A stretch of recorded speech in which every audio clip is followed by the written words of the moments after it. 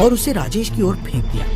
राजेश का सारा खून धीरे धीरे उन जालों के सहारे चुड़ैल में जाने लगा। राजेश चीखने लगा, मुझे तड़पते हुए लोग देखकर बहुत मजा आता है। तभी राजेश के शरीर का पूरा खून खत्म हो गया।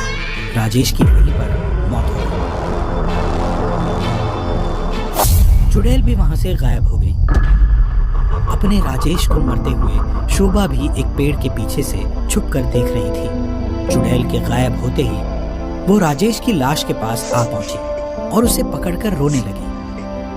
राजेश, मैं तुम्हारे बिना नहीं रह पाऊंगी। अब मैं जीकर क्या करूंगी? मैं भी उस पनघट पर डूबकर अपनी जान दे दूंगी। ये सब बोलते हुए शोभा फूट फूट कर रोने लगी।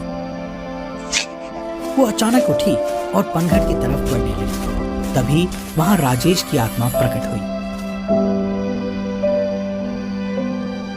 रुको शोभा। शोभा ने पलट कर देखा। राजेश, तुम जिंदा हो? नहीं शोभा, मुझे उस मकड़ी चुड़ैल ने मार डाला। तो मैं भी तुम्हारे बिना नहीं जी सकती। मैं भी मरने जा रही हूँ।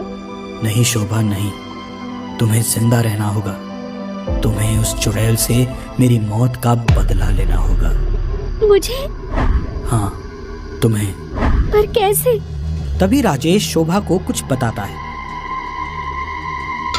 ठीक है राजेश, जैसा तुमने बताया है मैं बिल्कुल वैसा ही करूंगी और तुम्हारी मौत का बदला लूंगी। शोभा वहां से चली गई।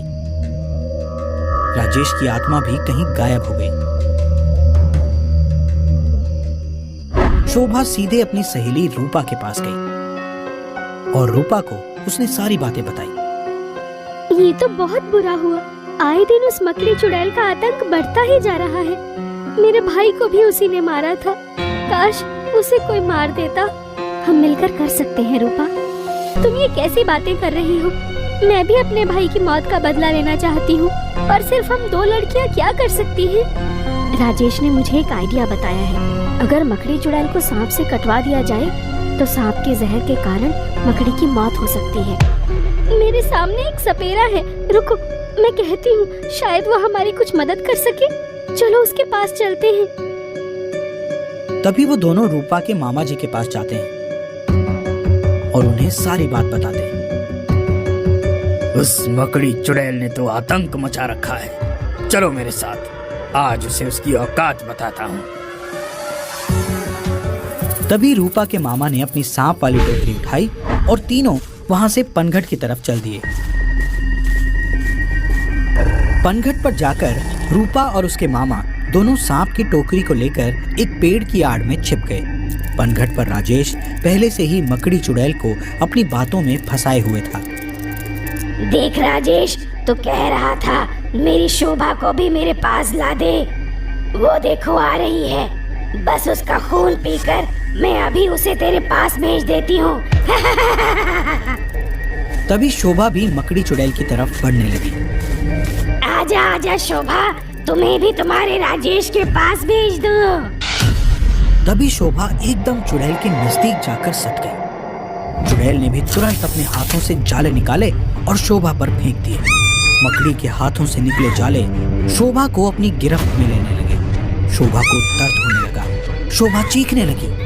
तभी रूपा के मामा वहां पहुंच गए और टोकरी से सांप निकाले और मकड़ी चुड़ैल पर फेंक दिए। तभी उस सांप ने मकड़ी चुड़ैल को काटना शुरू कर दिया। मकड़ी चुड़ैल भी चीखने लगी। धीरे धीरे मकड़ी चुड़ैल का शरीर नीला पड़ने लगा। उसकी शक्तियां कम होने लगी। शोभा उसकी गिरफ्त से छूट गई। चुड़ैल भी चीखते हुए वहां से गायब हो गई। राजेश भी शोभा को देखते हुए वहां से गायब हो गया। रूपा, शोभा और मामा जी भी अपने अपने घर आ गए।